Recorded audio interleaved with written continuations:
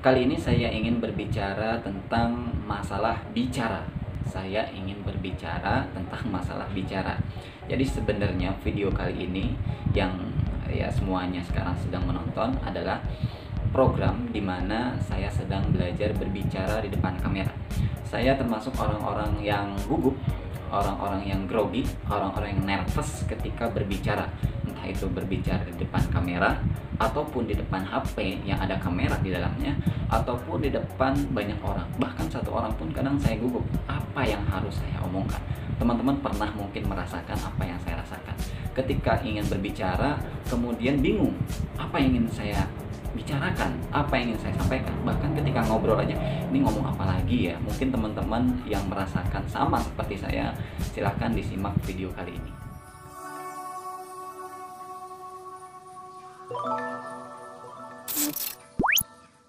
Oke teman-teman semuanya, memang berbicara itu bagi sebagian orang mudah, tapi bagi sebagian besar orang juga merasa kesulitan dalam berbicara.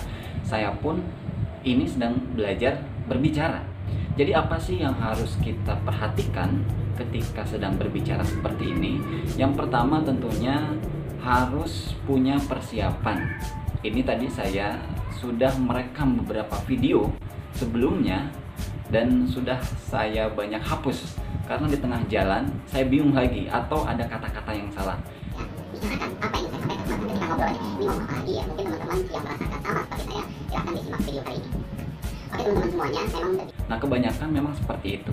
Tapi izinkan saya pada kesempatan kali ini untuk bisa men-sharing atau membagikan bagaimana sih tipsnya supaya kita berbicara dengan lancar ya, berbicara dengan tidak ngeblank gitu ya. Yang pertama, memang yang paling penting itu adalah persiapannya ya.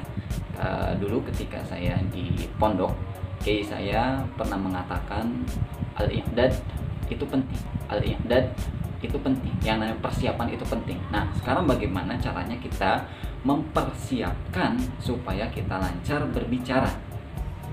Oke, yang pertama adalah kita harus punya konsep terlebih dahulu, atau kita harus punya mind mapping, peta pikiran apa yang harus kita bicarakan. Contoh seperti ini, ketika saya ingin berbicara tentang bicara, maka saya membuat mind mapping, peta pikiran.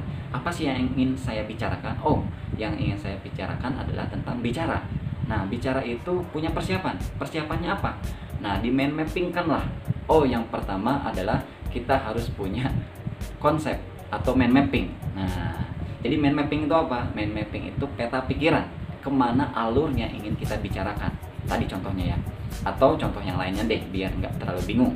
Contoh yang lainnya adalah misalkan kita ingin berbicara tentang kunci. Ya, simpelnya kunci. Kita ingin berbicara tentang kunci.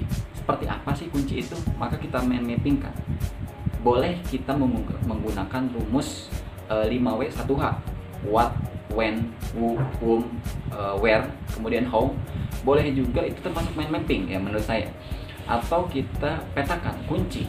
Nah, kunci itu apa? Ya tadi ya 5W1H. Atau kunci, saya punya kunci. Kunci apa itu? Kunci Inggris, kunci dan seterusnya. Atau yang kedua, nah kunci ini sering saya lupakan.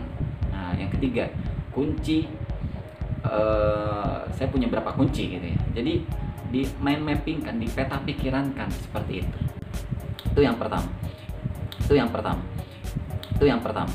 Yang kedua, kita harus memiliki mood atau perasaan atau suasana, entah itu dalam hati kita ataupun di sekitaran kita yang baik.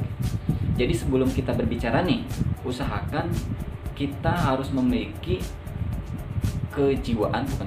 perasaan yang enjoy gitu ya, perasaan yang senang, yang happy, ataupun perasaan yang membawa terhadap apa yang akan kita bicarakan. Kalau kita ingin berbicara tentang satu hal yang happy, maka perasaan kita happy. Kebalikannya, kalau kita ingin berbicara sesuatu yang sedih, maka perasaan kita juga harus ikut sedih. Karena perasaan ini nanti yang akan nyambung ya, ada getarannya terhadap orang yang mendengarkan. termasuk saya ketika berbicara. Saya mencoba perasaan saya happy dan perasaan saya itu menyentuh kepada siapapun yang mendengar. Oke, 2 rumusnya. Jadi yang pertama membuat konsep, mind mapping. Yang kedua mood atau perasaan atau suasana, entah itu suasana kita dalam diri kita ataupun suasana sekitar. Jangan sampai ketika kita berbicara suasana kitanya bagus, tapi suasana dalam diri kita bagus, tapi suasana di dalam di sekitaran kita itu kurang bagus. Ada suara bising lah, ada suara-suara yang membuat kita jadi terganggu. Nah, itu tips dari saya, 2 tips. Insya Allah kita akan berbicara lagi di lain waktu dengan tips-tips yang lainnya. Itu aja, mudah-mudahan teman-teman yang masih gugup, yang masih grogi, yang masih nervous ketika berbicara itu bisa teratasi dengan video ini. Ya, oke, jangan lupa untuk di subscribe, like, and share. Terima kasih. Wassalamualaikum warahmatullahi wabarakatuh.